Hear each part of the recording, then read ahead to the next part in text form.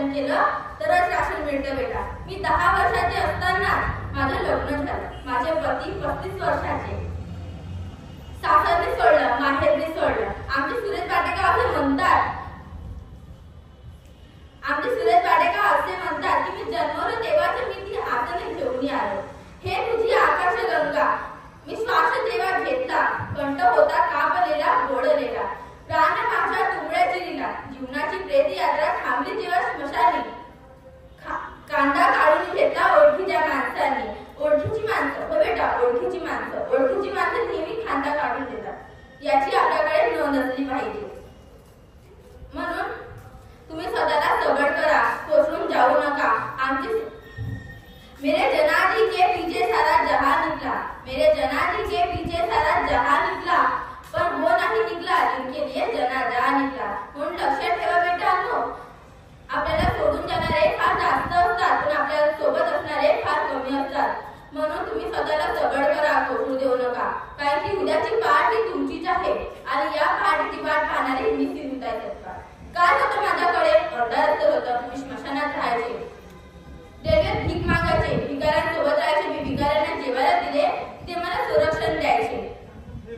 मी 282 मुलांची आई, 282 जावई, 49 मुलांची सासू, 250 गायींची माई आणि 750 पुरस्कारांची मालकी.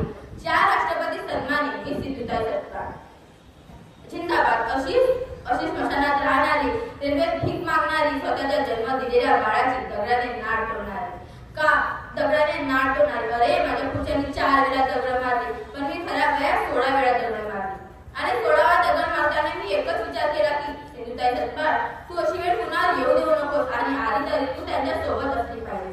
म्हणून बेटा खंत बाळगू नका, लढायला शिका. लढायला शिका. जब किसी ने मेरे कब्र पर आकर मुस्कुरा दिया, कोई बात नहीं. उसी ने मेरे कब्र पर आकर मुस्कुरा दिया. बिजली चमककर गिर पडी, सारा कफन जला दिया. कफन जळू द्या रे, तुम्ही दफन होऊ नका माझ्या बेटांनो. मी बाहेर देशात जाऊन आले. मला वाटलं नव्हतं की मी कधी एवढी मोठी होईल. त्या देशातील मराठी लोक म्हणायचे की जय महाराष्ट्र, नवारी इतिहास घडते. म्हणून पुढे जा, शिका आपण मागे वळून पहा. हेच तुम्हाला सर्वांना संदेश द्यायचा होता. दिवस उगवतो एका रात्रीचा. इंतजार करायला रे, त्याची खूप गरज आहे. त्याच्यानंतर हे साध्य होते की दूध में पका हुए चावलों को खीर कहते हैं